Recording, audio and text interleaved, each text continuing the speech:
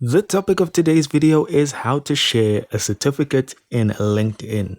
Now, I wasn't able to find a way to share just the certificate by itself, so unless the certificate has like a link attached to it, then the best way to do it is just to share your whole profile. Why not? So what you want to do to upload your certificate to your LinkedIn, first off, is go to your profile right on the top right. Then we're going to be brought here, and what we're going to do is go to add profile section. Then we want to go to recommended, and you'll see add licenses and certifications.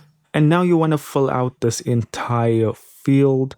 Fill out all the information. You can add skills, and if you want to upload the actual certificate itself or the link to said certificate, which would defeat the purpose of this video if you had that link, you can do that at add media and then hit save. So you'll see it at the bottom of your profile. And now to get our profile link, all we're going to do is take it from the search bar here.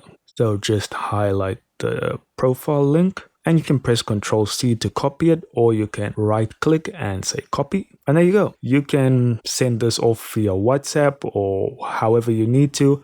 You can save it on a notepad so you always have access to it. And that's all I have for you today. Thank you so much for watching. Do consider liking and subscribing, and I'll see you in the next video.